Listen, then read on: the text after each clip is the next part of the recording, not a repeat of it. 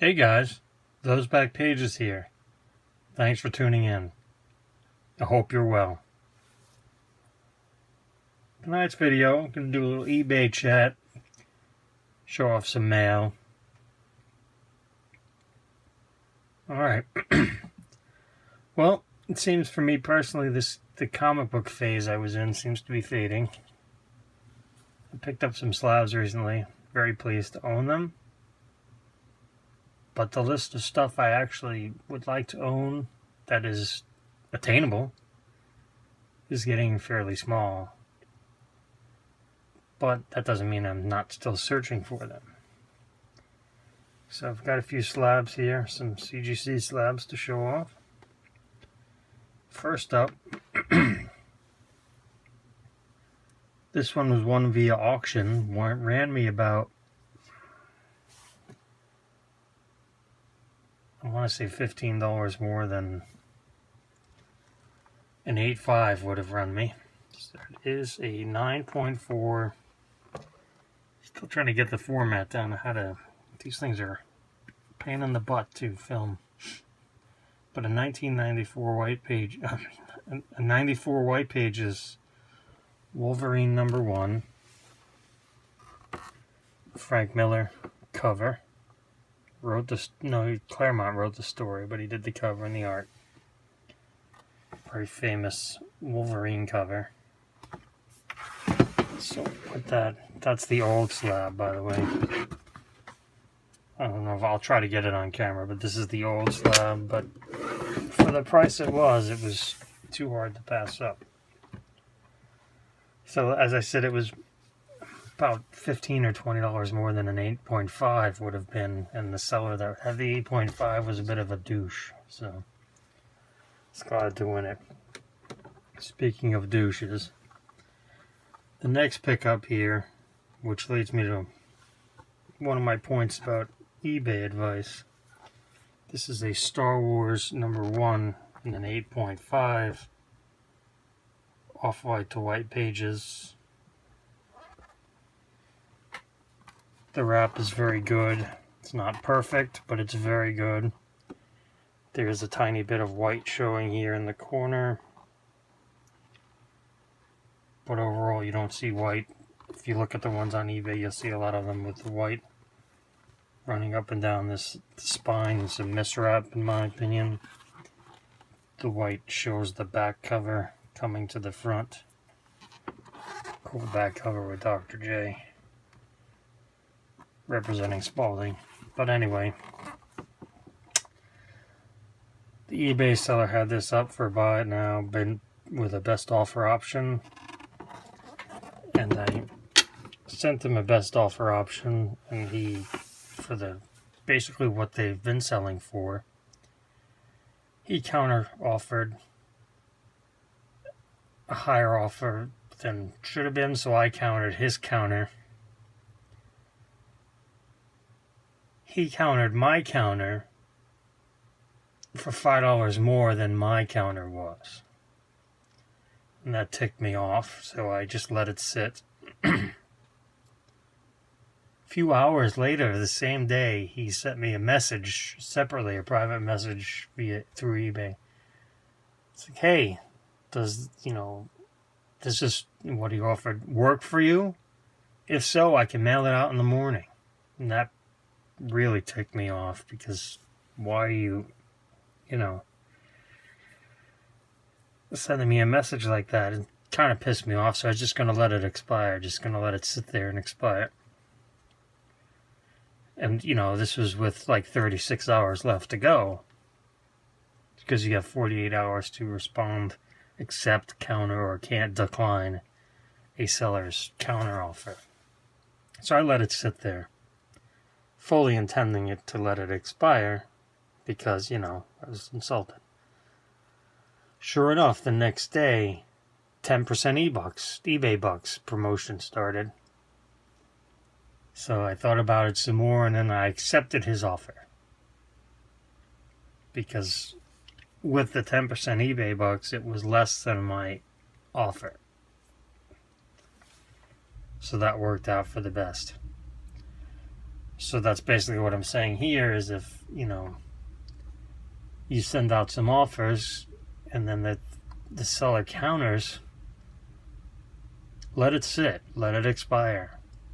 You never know if an eBay sale is going to pop up, and then it makes it even more lucrative for you to accept their counter, even if you're not, originally you weren't accepting of what their counter was. Alright, hope that made sense. One more slab to show.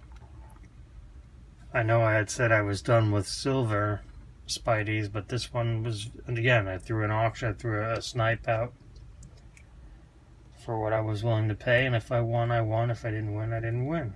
No big deal.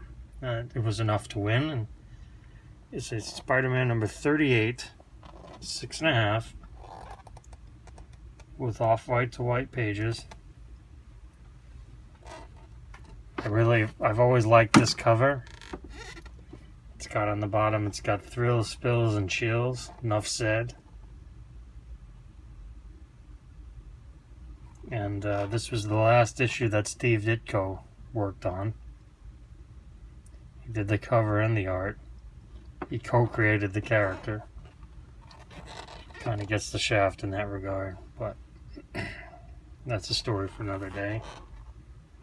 Famous Norman Rockwell ad on the back. A lot of books at the time, but it's in really good shape. It's 6.5, which is, maybe a little smudge, maybe a smudge under collector grade, but I think it presents well. It's well wrapped. And, it is from 1966. It's pretty old. So proud to own that. Add that to the collection. Got in a few cards recently, too. Another thing with, if you use Kixen.com, which I've done a video on and highly recommend, you set some snipes, you forget it. You win, you don't win, no worries. You go on to the next one. Well, the seller who, was listed as being from Hong Kong, but also had Florida as the item location, so I was like, let me just throw out a low bid of $6. He had a lot of 4 Juan Soto Heritage rookies in average shape. I mean, typical centering. Probably no 10s here, but I figured for $6 for 4 of these, why not? Actually, one wound up winning for $5.50, and they came relatively quick. They shipped from Florida, so they were here in a couple of days. So figured, why not? Next up, if you've watched my other videos, you see I'm a big fan of the Topps flagship Rainbow Parallels. So since Acuna and Gleyber Torres don't have rookie card Rainbow Parallels because they were in Series 2, covered that in another video as well, I went ahead and picked up the Acuna, the update Rainbow. Very affordable. Very shiny. Look at that shine. Right, Pep? Look at that shine. So yeah, I'm proud to own that. And actually, if the Soto has blown up, I featured a Soto in an earlier episode, and that Soto is absolutely blown up in price. I'll just leave that there. You can see the shine. And the final card tonight, been trying to pick up rare mayonnaise when I can find them. Not many get listed on eBay, and I like to keep them numbered to 500 or less, actually. But this one I made an exception because if you were around at the time, you realize I think this was a case hit. These were not easy to come by. Not all things relative, but from the 1996 Pacific is the Kramer's Choice super shiny die cut awards card, and these are really shiny. And they made these for football, they made these for hockey, We weren't making basketball at the time. But, you know, there's a Gretzky like this. There's football, yeah, Emmett like this. But so, yeah. It's just super shiny and really cool die cut. Touches all the, ooh, I like that aspects of it. So, yeah. There you have it. Little mail recap. Stuff I've gotten in the mail this month. Little eBay advice. Hope you find helpful. As always, you matter. Share your knowledge. Always learning. Keep on learning. And keep collecting.